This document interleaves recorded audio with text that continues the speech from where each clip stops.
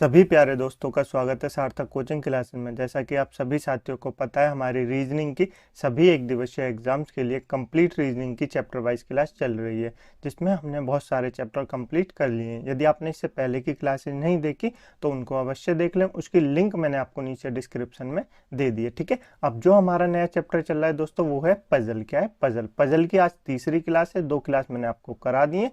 यदि आपने वो क्लासेज नहीं देखी तो उनको अवश्य देख लें, उसकी लिंक भी मैंने आपको नीचे डिस्क्रिप्शन में दे दिए। ठीक है, पहले उन क्लासेस को देखें फिर इस क्लास को देखना, तभी आपको ये क्लास समझ में आएगी। ठीक है, तो चलिए बिना देर के वो अपनी क्लास स्टार्ट करते हैं। लेकिन उससे पहले जो प्यारे दोस्त नए हैं वो चैनल को सब्सक्राइब कर लेंगे, वीडियो को लाइक कर देंगे, दोस्तों में शेयर कर देंगे। ठीक है दोस्तों, चलिए अपनी क्लास स्टार्ट करते हैं। देखिए, पिछली क्लास में दोस्तों हमने कहाँ तक पढ़ लिया था? तो पिछली क्लास में मैंने आपको 8 क्वेश्चन करा दिए थे। कितने? 8 क्वेश्चन करा दिए थे। ठीक है, पिछली क्लासेज में 2 क्लासेज में मैंने आपको 2 टाइप के क्वेश्चन कराए थे, एक तो नंबरिंग वाले होते हैं और एक ग्रुपिंग वाले होते हैं, 2 बढ़ाए थे ना। तो ये जो क्वेश्चन है, नौवां क्वेश्चन, ये वही है, उन्हीं दोनों का मिक्सचर है। पहले वीडियो को पॉज कीजिए, क्वेश्चन को सॉल्व करने की कोशिश कीजिए, फिर मैं आपको बताऊंगा। ठीक है, चलिए मैं आपको बताता हूँ। कितने मित्र हैं? 7 मित्र हैं। आर, एम, के, पी, एल, डब्ल्यू और बी, 3 विभिन्न भवनों अर्थात एक्स, वाई, जेड में। कितने में? एक्स, वाई, जेड, 3 जो अलग बिल्डिंग है उनमें रहते हैं। ठीक है, किसी भी भवन में कम से कम 2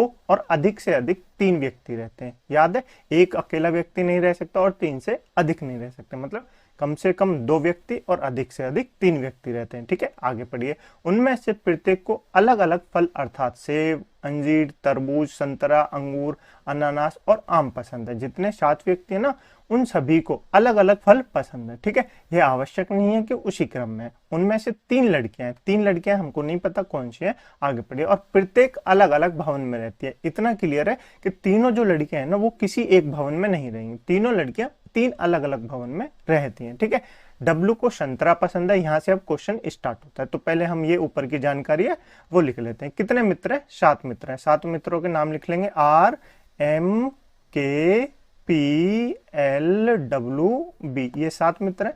हमने 7 मित्रों के नाम लिख दिए। ठीक है, ये कहाँ रहते हैं? ये तो ये तीनों अलग अलग बिल्डिंग में रहते हैं, 3 अलग अलग बिल्डिंग में रहते हैं। कौन कौन सी में? एक एक्स है, एक वाई है और एक जेड है। 3 अलग अलग बिल्डिंग है, तो हमने तीनों अलग अलग बिल्डिंग लिख ली। ठीक है, आगे पढ़िए। अब क्वेश्चन यहां से स्टार्ट होता है और ये चीज याद रखनी है कि कोई भी 2 व्यक्ति, कम से कम एक बिल्डिंग में 2 व्यक्ति रहते हैं और अधिक से अधिक 3 व्यक्ति रहते हैं। ठीक है, और कोई भी महिला यानी कोई भी लड़की एक बिल्डिंग में अलग अलग बिल्डिंगों में रहती है। मतलब एक बिल्डिंग में तीनों नहीं रह सकती या 2, तो 3 लड़कियां हैं वो तीनों अलग अलग बिल्डिंग में रहती हैं, ये याद रखना है। ठीक है, अब क्वेश्चन यहां से स्टार्ट होता है। डब्लू को संतरा पसंद है और वह भवन वाई में रहता है। कहां रहता है? डब्लू को संतरा पसंद है और वह भवन वाई में केवल केवल देसे याद रखिए, केवल पी के साथ रहता है। किसके साथ रहता है? केवल पी के साथ रहता है। वाई भवन में कौन कौन रहते हैं? डब्लू और पी रहते हैं। तो वाई भवन ये रहा, इसमें लिख देंगे डब्लू और पी रहते हैं। ठीक है, लिख दिया हमने। और उसने कहा है केवल, क्योंकि वाई भवन में और कोई नहीं आ सकता। क्यों नहीं आ सकता? उसने पहले कह दिया केवल, डब्लू और पी साथ रहते हैं। ठीक है, और डब्लू को क्या पसंद है? डब्लू को संतरा पसंद है। तो संतरा पसंद है, यहां लिख लेंगे हम क्या पसंद है उसको? संतरा पसंद है, हमने संतरा लिख दिया। आगे पढ़िए, पी के साथ रहता है। एम भवन जेड में रहता है और उसे अंजीर पसंद है। तो एम जो है भवन जेड में रहता है, यहाँ पे एम लिख देंगे, और उसको अंजीर पसंद है। क्या पसंद है? अंजीर पसंद है, तो हमने यहाँ पे अंजीर लिख दिया। ठीक है, ये लिख दिया। आगे पढ़िए। भवन एक्स में रहने वाले किसी भी व्यक्ति को सेब और अंगूर पसंद नहीं है। तो भवन इस वाले एक्स में रहते हैं ना, उनको किसी को भी सेब और अंगूर नहीं पसंद। तो यहाँ पे हम लिख देंगे क्या नहीं पसंद? सेब नहीं पसंद और उनको अंगूर नहीं पसंद, जो भवन एक्स में रहते हैं। ठीक है, ऐसे करके हमने लिख दिया। आगे पढ़िए। आर और एल भवन एक्स में नहीं रहते। देखिए, अब आर और एल जो है भवन एक्स में नहीं रहते, यानी कि इस वाले में नहीं रहते। तो आर एल कहाँ रहेंगे? आर एल वाई में तो नहीं रह सकते, क्योंकि वाई भवन तो कंप्लीट हो गया। उसने कह दिया डब्ल्यू जो है सिर्फ पी के साथ रहता है, सिर्फ पी के साथ रहता है केवल। तो वाई भवन तो क्लियर हो गया, और एक्स में ये रहते नहीं है, तो उसने मना कर दिया। आर और एल एक्स में नहीं रहते, तो कहाँ रहेंगे? आर और एल जेड भवन में रहेंगे। कहाँ रहेंगे? जेड भवन में रहेंगे। लिख दिया, बिल्कुल। आगे पढ़िए। के जो है आर की अभिन्न मित्र है और वह तरबूज पसंद नहीं करती है। के जो है ना आर की अभिन्न मित्र है। किसकी अभिन्न मित्र है? आर की अभिन्न मित्र है। के जो है आर की अभिन्न मित्र है और वह क्या पसंद नहीं करती? तरबूज पसंद नहीं करती। तो किसके लिए कह रहा है? तरबूज पसंद नहीं करती मतलब महिला है, तरबूज पसंद नहीं करती मतलब महिला है। के जो है ना आर की, यानी के जो है वो महिला है, के जो है वो महिला है। महिला है तो यहाँ पे इसको क्या पसंद नहीं है? वो वाटरमेलन पसंद नहीं करती, यानी तरबूज को पसंद नहीं करती, तो तरबूज पसंद नहीं करती, हम इधर लिख देंगे तरबूज पसंद नहीं है। ठीक है, इधर लिख लिया। आगे पढ़िए, आगे क्या कह रहा है, आगे कह रहा है एल को अनानास पसंद है। तो एल को क्या पसंद है, एल को अनानास पसंद है, यहाँ लिख देंगे एल को क्या पसंद है, एल को अनानास पसंद है। ठीक है, इतनी जानकारी लिख दी हमने। आगे पढ़िए, किसी भी लड़की को संतरा पसंद नहीं है। जो कोई भी लड़की है ना, 3 लड़कियां, कितनी, 3 लड़कियां, और किसी भी लड़की को संतरा नहीं पसंद है, किसी भी लड़की को संतरा नहीं पसंद है। उनमें से किसी एक को सेब पसंद है, किसी एक को सेब पसंद है, ये हम अलग से लिख लेंगे। किसी भी गर्ल को संतरा नहीं पसंद यानी ऑरेंज नहीं पसंद, और किसी एक लड़की को सेब पसंद है। ठीक है, आर को अंगूर पसंद नहीं है, आर को अंगूर नहीं पसंद, तो यहाँ पे हम लिख देंगे आर को क्या नहीं पसंद, अंगूर नहीं पसंद। तो हमने यहाँ पे लिख दिया आर को अंगूर नहीं पसंद है। ठीक है, इतनी जानकारी हमको इस क्वेश्चन से मिलती है। अब देखिए दोस्तों, ये पहले बिल्डिंग देख लीजिए, वाई बिल्डिंग तो कंप्लीट है, जेड बिल्डिंग भी कंप्लीट है, क्योंकि जेड में है ना या तो ज्यादा से ज्यादा 3 और कम से कम 2 व्यक्ति आ सकते हैं। तो 3 तो आगे, तो बचे कौन कौन से, तो बचे कौन से, एक तो बी बचा और एक कौन बचा, एक के बचा, बी बचा और एक के बचा। तो बी और के किस में आ जाएंगे, बी और के आ जाएंगे बिल्डिंग एक्स में। किस में, बिल्डिंग एक्स में, जिसमें के क्या है, जिसमें के महिला है। तो के महिला है, एक तो के महिला होगी, तो बी क्या होगा, बी पुरुष होगा, बी क्या होगा, बी पुरुष होगा। 7 व्यक्ति है ना, तो 2 इसमें आ गए, 2 इसमें आ गए, और चाहे 3 इसमें आ गए, तो टोटल 7 हो गए। ये महिला है और ये पुरुष है। ठीक है, ये क्लियर, पहली बिल्डिंग हमारी एक्स क्लियर।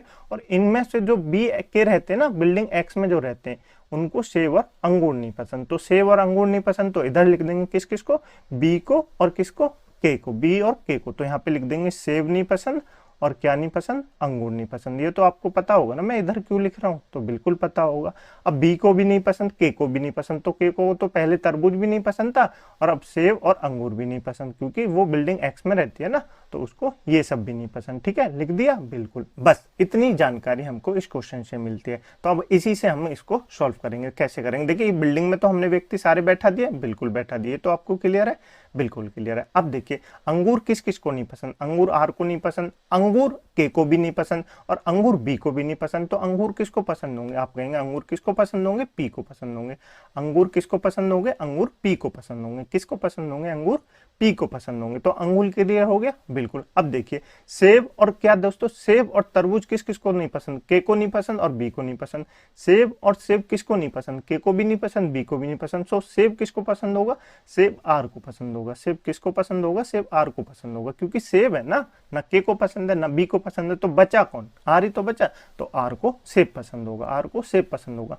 और के को तरबूज नहीं पसंद, के को तरबूज नहीं पसंद, तो तरबूज किसको पसंद होगा, आप कहेंगे बी को पसंद होगा। तरबूज किसको पसंद होगा, आप कहेंगे बी को पसंद होगा। ठीक है, ये हो गया। अब बचा कौन, अब क्या बचा, तो अब बचा आम। तो के को क्या पसंद होगा, के को आम पसंद होगा, के को क्या पसंद होगा, आम पसंद होगा। तो ये पूरा डायग्राम बन गया, बिल्कुल क्लियर, बिल्कुल क्लियर। अब आपसे इसमें से कोई भी क्वेश्चन पूछे, तो पहले यहाँ तो हम ये फैमिली को क्लियर कर लेते हैं, बिल्डिंग में इसमें कौन कौन सी महिलाएं। तो उसने कहा है किसी भी लड़की को संतरा नहीं पसंद। नोट कीजिए, किसी भी लड़की को संतरा नहीं पसंद। जो संतरा है वो सारे पुरुष हैं, जिसको संतरा पसंद है वो पुरुष है, यानी डब्लू भी पुरुष है। ठीक है, और किसको पसंद नहीं है, किसी भी लड़की को संतरा नहीं पसंद। और किसी एक को सेब पसंद है, किसी एक को सेब पसंद है। तो सेब किसको पसंद है, आर को पसंद है, तो आर क्या होगी, एक लड़की होगी, आर क्या होगी, एक लड़की होगी, आर क्या, एक लड़की होगी। और के तो एक लड़की है ही है, के तो एक लड़की है ही है, तो ये क्लियर हो गई, इतनी लड़की होगी। ठीक है, तो देखिए अब इसमें देखिए क्या है, इसमें आर लड़की हो गई, इसमें डब्लू पुरुष है, तो लड़की कौन होगी, लड़की पी होगी। लड़की कौन होगी, लड़की पी होगी, एक लड़की पी हो गई,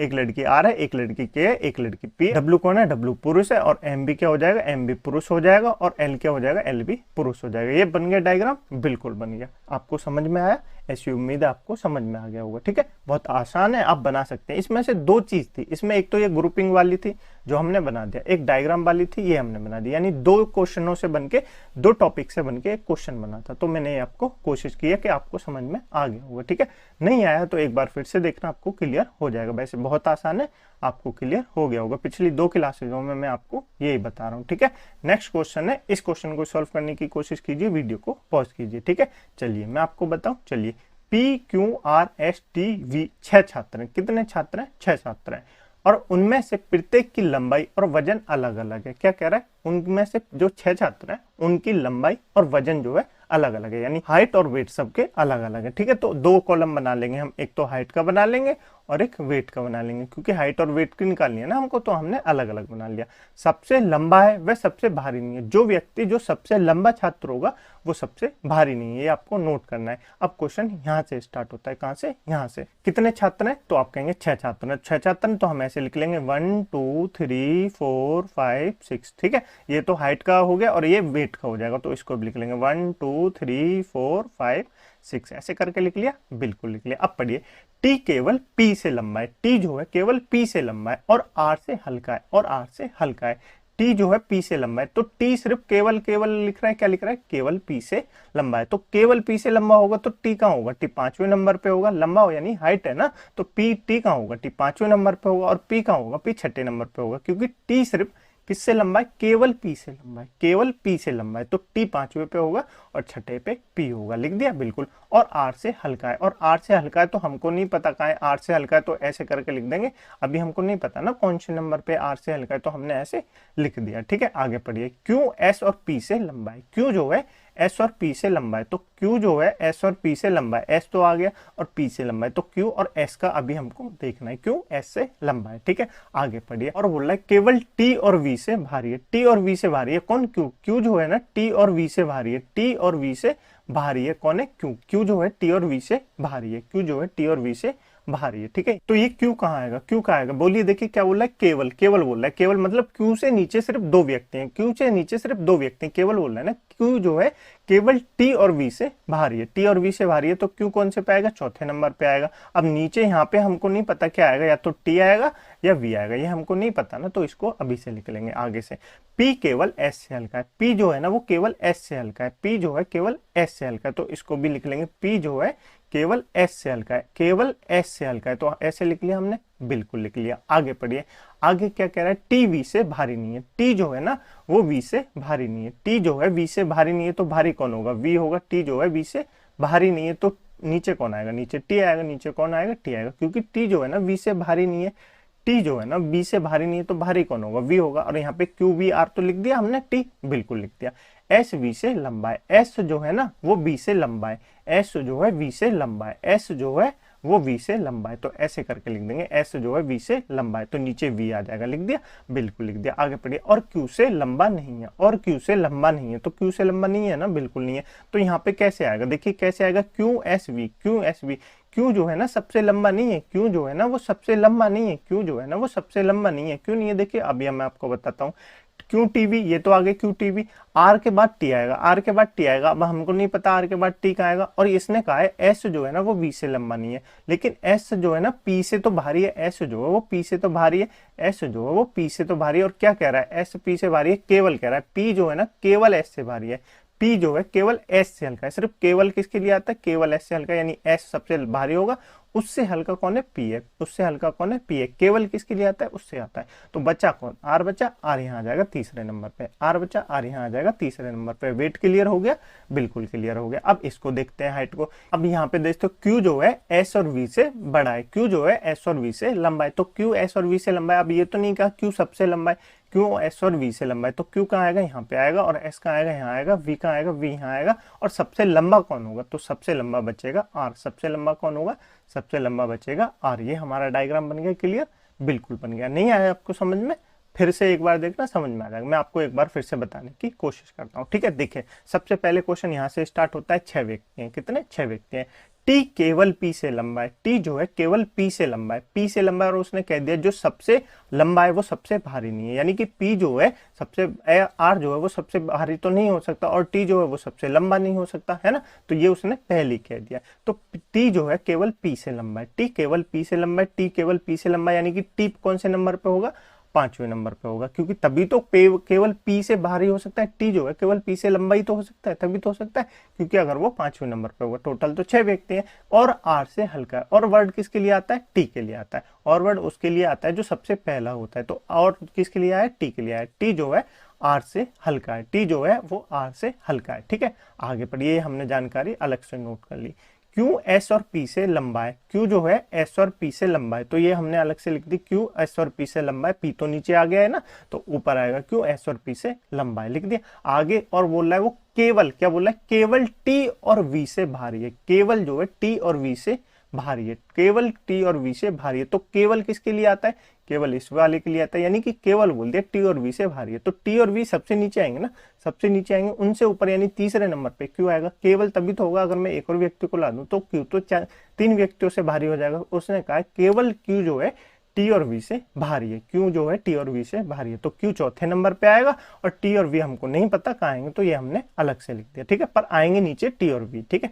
आगे पढ़िए, P केवल S से हल्का है, P जो है केवल S से हल्का है। तो केवल किसके लिए आता है, केवल हल्का है। तो P S से हल्का कब होगा, जब S सबसे भारी होगा। जब S सबसे भारी होगा तभी तो P केवल S से हल्का होगा। तो P दूसरे नंबर पे आ जाएगा और S जो है पहले नंबर पे आ जाएगा। तो बचा कौन, R बचा।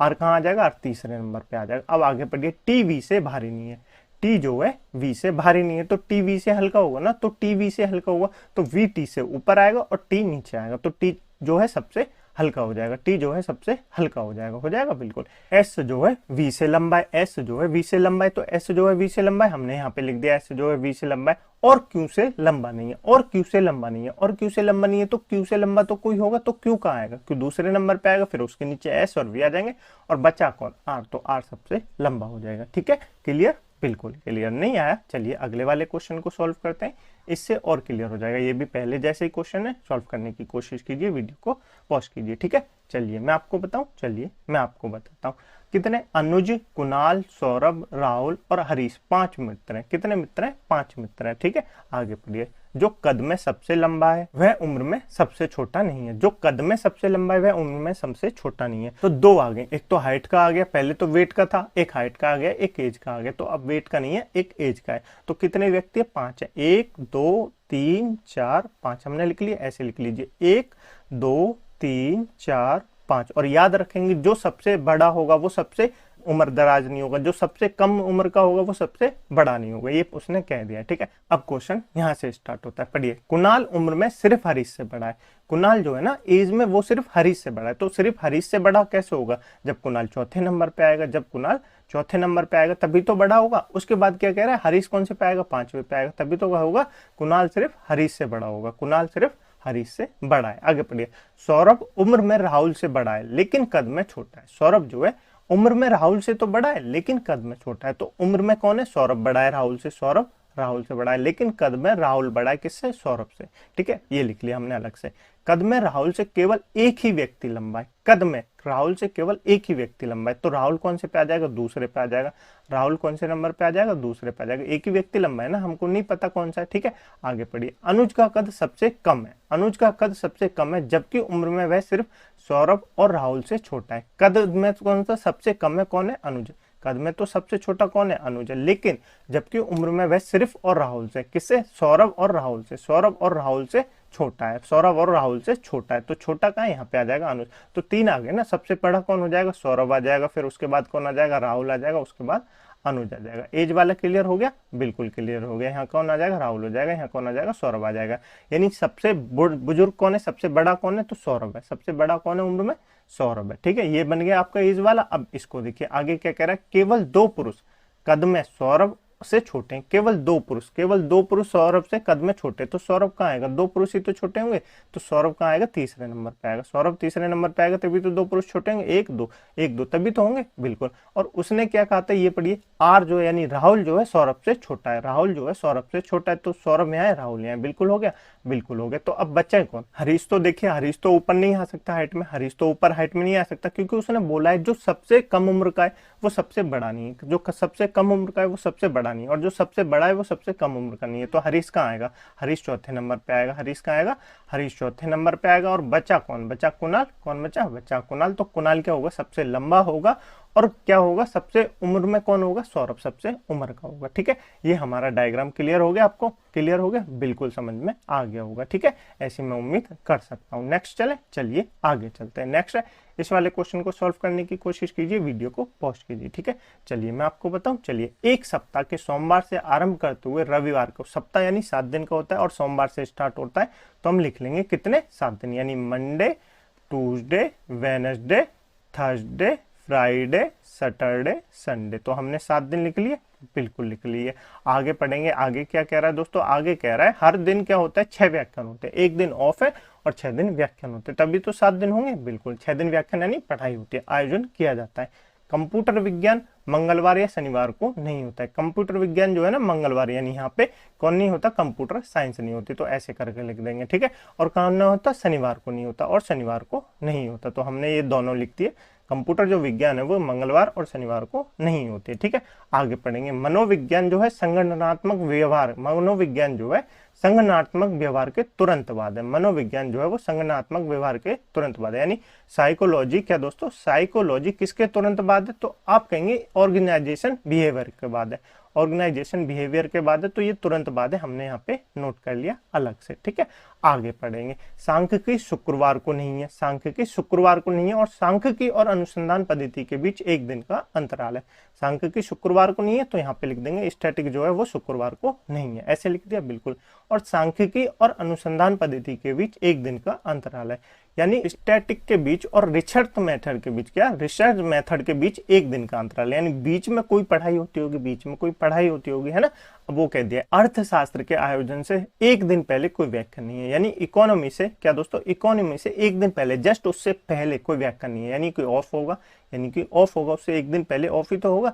तो ये तीन जानकारी हमको इससे मिलती है। अब आपको लगेगा इस क्वेश्चन में पहला ऐसा क्वेश्चन है जिसमें कोई भी बात उसके फेवर में नहीं है, जिसमें कोई भी बात उसके फेवर में नहीं है, तो हम इसको सॉल्व कैसे करेंगे, तो हम इसको सॉल्व कैसे करेंगे मैं आपको चलिए बताता हूँ। देखिए, सबसे पहले हमारे पास कितने 6 सब्जेक्ट है, कौन कौन से, तो आप कहेंगे स्टैटिक्स है, कौन सा है, स्टैटिक्स है, रिसर्च मेथड है, ठीक है, रिसर्च मेथड है, साइकोलॉजी है, कौन सा है, साइकोलॉजी है, उसके बाद क्या है, आप कहेंगे ऑर्गेनाइजेशन बिहेवियर है, कौन सा है, ऑर्गेनाइजेशन बिहेवियर है, फिर ऑफ है, और इकोनॉमी है, कौन सा है, इकोनॉमी है, और एक क्या है, कंप्यूटर साइंस है। तो 7 है, एक ऑफ है, बाकी 6 सब्जेक्ट है। तो यहाँ पे बीच में क्या आएगा, यहाँ पे स्टैटिक्स के बीच में और रिसर्च मेथड के बीच में क्या आएगा, क्या स्टैटिक्स आएगी, नहीं, वो तो पहले ही है ना, तो वो तो पहले ही, वो तो नहीं आएगी। क्या रिसर्च मेथड आएगी, नहीं आएगी, तो 2 सब्जेक्ट हमने काट दिए बिल्कुल।